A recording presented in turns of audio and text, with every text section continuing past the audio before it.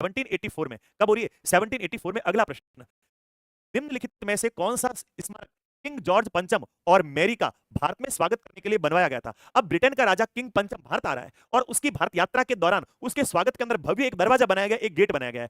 और कौन सा गेट उसके स्वागत के अंदर बनाया गया है, बता दो। और मुंबई की जब भी कभी शूटिंग होती है तो मुंबई की शूटिंग के अंदर उसको सबसे पहले दिखा दिया जाता है। तो कौन सा गेट होगा? जलियांवाला बाग हट, इंडिया गेट, सूर्य मंदिर? नहीं, यहां पर क्या होगा? Gateway of India. और गेटवे ऑफ इंडिया कहां है? यह है बंबई के अंदर। यह है बंबई के अंदर। जॉर्ज पंचम 1911 दिल्ली दरबार लगा रहा है और 1911 दिल्ली दरबार लगाएगा और साथ ही साथ दिल्ली को राजधानी बनाने की भी घोषणा कर देगा। तो ये याद रखना है। अगला प्रश्न देखिए, अगला प्रश्न आ रहा है, नादिर शाह ने खाली जगह टाइम में भारत पर हमला किया और दिल्ली में लूटपाट की और यहां से जो कोहिनूर था वो कोहिनूर लेकर यहां से चला जाता है। नादिर शाह का आक्रमण कब हो रहा है? तो प्यारो, नादिर शाह का जो आक्रमण था वो नादिर शाह का आक्रमण हो रहा है 1739 में। कब आक्रमण करेगा नादिर शाह? तो नादिर शाह का आक्रमण हो जाएगा 1739 में और 1739 में दिल्ली पर आक्रमण करेगा, लूटपाट करेगा और दिल्ली से खूब सारा धन लेकर यहां से रवाना हो जाएगा। स्मार्ट यादों में बताऊं तो इंस्टाग्राम आईडी अभी या थोड़ी देर रुकेगा। पुस्तक बहुरूपी गांधी किसने लिखी है? चक्रवर्ती राजगोपालाचारी ने, अन्नू बंदोपाध्याय ने, अमृता प्रीतम ने या पंडित जवाहरलाल नेहरू ने? बहुरूपी गांधी। और बहुरूपी गांधी ये किसकी पुस्तक है बताओ? बहुरूपी गांधी जी पुस्तक जो है वो बहुरूपी गांधी किसके द्वारा लिखी गई है? तो यहां पर किसका नाम आएगा? अन्नू बंदोपाध्याय के द्वारा यह पुस्तक लिखी गई है। अगला प्रश्न देखिए, केरल में मोपला विद्रोह हो रहा है और मोपला विद्रोह कब हो रहा है? 1921, 1928, 1935 या 1934? देखो आपको हिंट दे देता हूं, मोपला विद्रोह क्या था। तो केरल के अंदर हम लोग बात करें मालाबार तट पर यह हो रहा है सांप्रदायिक हिंसा। और मुसलमानों के द्वारा क्या किया जा रहा है? यह मुसलमानों का आंदोलन था। ये किसका था? मुस्लिमों का आंदोलन था। मुस्लिम किसान थे और ये कहां के? ये है केरल के। ये केरल के। ये कब हो रहा है? ये हो रहा है असहयोग आंदोलन के दौरान। कब हो रहा है? ये हो रहा है असहयोग आंदोलन के दौरान। असहयोग आंदोलन के दौरान। और असहयोग आंदोलन का समय क्या रहेगा? 1921 रहेगा। असहयोग आंदोलन के दौरान हो रहा है तो असहयोग का समय क्या है? असहयोग का समय आ रहा है 1921। अगला प्रश्न देखिए, और अगला प्रश्न आ रहा है, निम्नलिखित में से कौन स्वतंत्रता सेनानी का संबंध काकेरी रेलगाड़ी डकैती से नहीं था? और अभी मैंने आप लोगों को कुछ देर पहले इस काकेरी कांड के बारे में बताया था। 9 अगस्त 1925 काकेरी कांड हो रहा है और काकेरी कांड से संबंधित कौन नहीं था? तो प्यारो हम लोग बात करें, चंद्रशेखर आजाद है, रामप्रसाद बिस्मिल है, अशफाक उल्ला खां है, राजेंद्र लाहिड़ी है, और किसका नाम आ जाएगा? और नाम लाहिड़ी का। अब 8 डाउन ट्रेन का नाम क्या है? तो ट्रेन के बारे में बात करें, ट्रेन का नाम है 8 डाउन ट्रेन। और इस 8 राउंड ट्रेन के अंदर सरकारी खजाना भरा जा रहा है और उस सरकारी खजाने को ये लेकर जा रहे थे और सरकारी खजाने को लेकर जा रहे थे। राजेंद्र लाहिड़ी को कहा तू अंदर चढ़ और अंदर जाकर क्या करना? चैन खींचना। गुरुजी आवाज बंद करके एक बार कीजिए ना, आवाज नहीं आ रही है सही से। अच्छा 1 मिनट रुको भाई, बैटरी चेंज कर देते हैं ताकि तुमको अच्छे से आवाज आए। 2 मिनट रुको। अगस्त 1925 और ट्रेन को क्या कर दिया? राजेंद्र लाहिड़ी के द्वारा ट्रेन खींच ली जाती है और ट्रेन खींच ली जाती है और भगत सिंह नहीं थे। भगत सिंह यहां पर आएंगे, केंद्रीय विधानसभा जो थी उस केंद्रीय विधानसभा के अंदर बम फेंकने के अंदर भगत सिंह का नाम था। बाकी चंद्रशेखर आजाद, रामप्रसाद बिस्मिल, अशफाक उल्ला खां और राजेंद्र लाहिड़ी ये सारे के सारे क्या होंगे? ये सारे के सारे काकेरी कांड के अंदर शामिल होंगे। अगला प्रश्न, और अगला प्रश्न आ रहा है, निम्नलिखित में से कौन साइमन कमीशन का सदस्य नहीं था? हैरी लेवी लॉमन, क्लेमेंट एटली, जेम्स स्कॉट या जॉन साइमन? अब देखो साइमन कमीशन आ रहा है संवैधानिक स्थिति की जांच करने के लिए, और संवैधानिक स्थिति की जांच करने के लिए आ रहा है। इसे हम व्हाइट कमीशन भी कह सकते हैं। इसे क्या कह सकते हैं? इसे व्हाइट कमीशन या इसे कहा जा सकता है श्वेत आयोग। क्या कहा जा सकता है? इसे कहा जा सकता है श्वेत आयोग। क्यों कहा जा सकता है श्वेत आयोग? क्योंकि इसके अंदर 7 सदस्य थे। 7 सदस्य थे और सभी सदस्य कैसे थे? सभी थे इसमें अंग्रेज। सभी के सभी क्या है? सभी के सभी आ रहे हैं इसके अंदर अंग्रेज। एक भी सदस्य भारत का नहीं था और एक भी सदस्य भारत का नहीं था तो हमने इसका किया है विरोध और हमने कहा साइमन वापस जाओ। अब देखो ये जेम्स स्कॉट है ना, स्कॉट नहीं होगा, स्कॉट नहीं होगा। लॉमन, एटली और साइमन। अध्यक्ष कौन होगा? इसका अध्यक्ष तो हो जाएगा ये साइमन। अध्यक्ष कौन है? अध्यक्ष तो साइमन खुद है, इसलिए इसका नाम क्या है? साइमन है। तो ये स्कॉट इसके अंदर नहीं है, वरना एटली, लॉमन और साइमन ये सारे के सारे क्या होंगे? ये सारे के सारे साइमन कमीशन के सदस्य के रूप में आएंगे। साइमन कमीशन के सदस्य के रूप में इनको हम देख सकते हैं। अगला प्रश्न, निम्नलिखित में से किस कार्यक्रम से पहले गांधी इरविन समझौते पर हस्ताक्षर हुआ है? तीसरा गोलमेज सम्मेलन, प्रथम गोलमेज सम्मेलन, दूसरा गोलमेज सम्मेलन या कांग्रेस का लखनऊ अधिवेशन? और अभी अभी मैंने आप लोगों को बताया था, सबसे पहले तो आपको पता होना चाहिए गांधी और इरविन के बीच में समझौता हो कब रहा है। गांधी इरविन समझौता, और गांधी इरविन समझौता कब हो रहा है? तो गांधी इरविन समझौते के बारे में बात करें, समय मिलता है हमको 5 मार्च 1931। 5 मार्च 1931 गांधी और इरविन के बीच में हो गया है पैचअप। अब ये कब हो रहा है? तो ये हो रहा है दूसरे गोलमेज सम्मेलन से पहले। ठीक है, किस कार्यक्रम से पहले हो गया है? दूसरे गोलमेज सम्मेलन से पहले हो गया और महात्मा गांधी ने दूसरे गोलमेज सम्मेलन के अंदर जाने के लिए हाँ कर दिया है। हाँ हम आएंगे और दूसरे गोलमेज सम्मेलन के अंदर शामिल होंगे। अगला प्रश्न देखिए, चलो फटाफट चलते हैं। नीचे दी गई घटनाओं का सही कालक्रम बताना है असहयोग आंदोलन, चोरी चोरा कांड, भारत छोड़ो आंदोलन और सविनय अवज्ञा आंदोलन। इनका थोड़ा एक एक बार हम लोग समय देख लेते हैं। असहयोग आंदोलन की बात करें तो असहयोग आंदोलन हुआ है 1920 से लेकर 1922। ठीक है, चोरी चोरा कांड के बारे में बात करें तो चोरी चोरा कांड हो रहा है 5 फरवरी 1922। 5 फरवरी 1922। भारत छोड़ो आंदोलन के बारे में बात करें, भारत छोड़ो आंदोलन हो रहा है 1942। और सविनय अवज्ञा आंदोलन की बात करें 1930 से लेकर 1933 या 34। 30, 33 या 34। तो सबसे पहले असहयोग आंदोलन हो रहा है, बिल्कुल सही, नंबर 1। असहयोग के बाद हो रहा है फिर सेकंड नंबर पे चोरी चोरा कांड, फिर तीसरे नंबर पे हो रहा है तो ABDC, ये रहा चौथे नंबर पे। तो डी ऑप्शन क्या होगा यहां पे, करेक्ट हो जाएगा। तो ABDC यहां पर एकदम करेक्ट होगा। ठीक है, ये हमारे यहां पर एकदम सही आ जाएगा। अगला प्रश्न देखिए, 1798 में निम्न में से कौन गवर्नर जनरल बना और कोलकाता में अपने लिए एक विशाल महल और गवर्नमेंट हाउस का निर्माण उसने करवाया है? तो 1798 में कौन बंगाल का गवर्नर बन रहा है और गवर्नर बनने के बाद अपने लिए यहां पर क्या कर रहा है, एक विशाल महल का निर्माण कर रहा है? जल्दी से बताएं। हाँ, अब जल्दी जल्दी भागेंगे, अब थोड़ा जल्दी, ज्यादा से ज्यादा प्रश्न हम लोग यहां पर क्या करेंगे देखेंगे। तो देखो 1798 और 1798 में शुरू हो रही है, आपको पता होगा, सायक संधि। और सायक संधि स्वीकार करने वाला, सायक संधि को प्रारंभ करने वाला कौन था? वेलेजली। तो किसका नाम आ जाएगा यहां पर, नाम आ जाएगा वेलेजली का। नेक्स्ट क्वेश्चन देखिए, उस व्यक्ति का नाम बताइए जिसने 1815 का पहला सर्वेयर जनरल नियुक्त किया गया। और 1815 के अंदर सबसे पहले किसको सर्वेयर जनरल बनाया जाएगा? कौन सर्वेयर जनरल बनेगा? ऑटोमन को, बर्नियर को, अबुल फजल को या कॉलिन मैकेंजी को? तो किसका नाम आएगा यहां पर, नाम आ जाएगा कॉलिन मैकेंजी का। नेक्स्ट क्वेश्चन देखिए, इसकी अध्यक्षता में भारतीय राष्ट्रीय कांग्रेस ने 19 दिसंबर 1929 को लाहौर अधिवेशन के अंदर पूर्ण स्वराज्य की मांग रखी थी। उस समय पूर्ण स्वराज्य की नेहरू रिपोर्ट आई 1928, नेहरू रिपोर्ट को अस्वीकार कर दिया अंग्रेजों ने। तो 1929 के अंदर लाहौर अधिवेशन हुआ और लाहौर अधिवेशन के अंदर पूर्ण स्वराज्य की मांग हो रही। उस समय अध्यक्ष कौन था?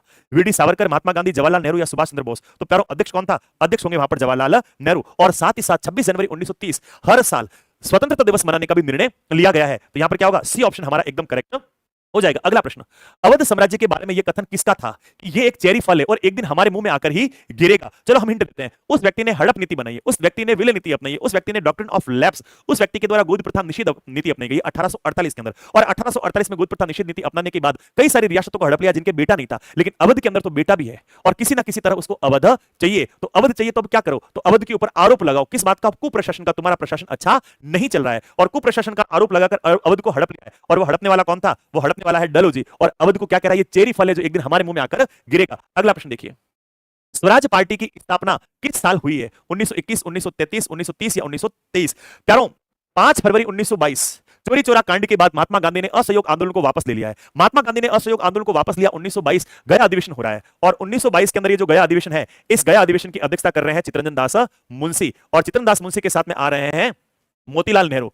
अध्यक्ष कौन है? तो अध्यक्ष आ जाएंगे यहां पर CR दास। CR दास नाराज हो गए और नाराज होकर CR दास ने इस्तीफा दे दिया। गांधी जी किससे पूछकर आप लोगों ने ये निर्णय लिया? हमसे तो नहीं पूछा, और हमसे नहीं पूछा तो हम तुम्हारे साथ में क्यों रहे? हम जा रहे हैं और हम अब स्वतंत्रता के लिए अधिक मजबूती से मांग उठाएंगे और हम स्वराज पार्टी बना रहे हैं। और स्वराज पार्टी की स्थापना हो रही है 1 जनवरी 1923। किसके द्वारा? CR दास के द्वारा। और CR दास के अलावा इनके साथ में आ जाएंगे मोतीलाल नेहरू। कौन आ जाएंगे? इनके साथ में आ जाएंगे मोतीलाल नेहरू, यानी डी ऑप्शन हमारा राइट होगा। अगला चलिए, इनमें से कौन चिपको आंदोलन का प्राथमिक उद्देश्य था? पेड़ बचाना, जल संसाधन बचाना, पृथ्वी बचाना या ग्लोबल वार्मिंग को रोकना? अब हालांकि एक प्रश्न बीच में चिपको आंदोलन का आ गया, तुम्हारा क्या जा रहा है? आ गया तो आ गया। तो चिपको आंदोलन सुंदरलाल बहुगुणा के नेतृत्व में उत्तराखंड के जंगलों को बचाने के लिए यह आंदोलन हुआ था। क्यों? पेड़ों को और वनों की क्या करनी है? रक्षा करनी है। अगला प्रश्न, प्रसिद्ध जलियांवाला बाग किस शहर में स्थित है? जलियांवाला बाग हत्याकांड कब हो रहा है? ये हो रहा है 13 अप्रैल 1919। और 13 अप्रैल 1919 को हो रहा है, लेकिन ये पानीपत में, अंबाला में, अमृतसर में या पटना में? कहां पर है? तो प्यारों क्या पटना में है ना? ये तो कहां है? ये है अमृतसर के अंदर।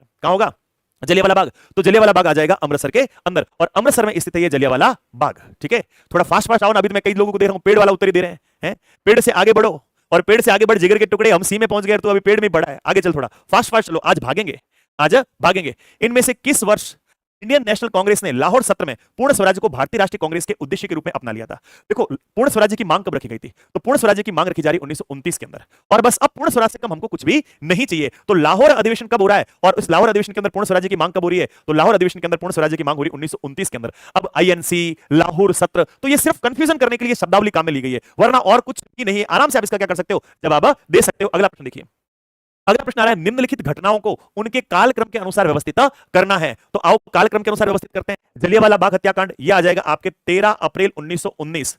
13 अप्रैल 1919। असहयोग और खिलाफत आंदोलन 1919 से 1920 और 1922। ठीक है, गांधी इरविन समझौता ये हो जाएगा 5 मार्च 1931। 5 मार्च 1931।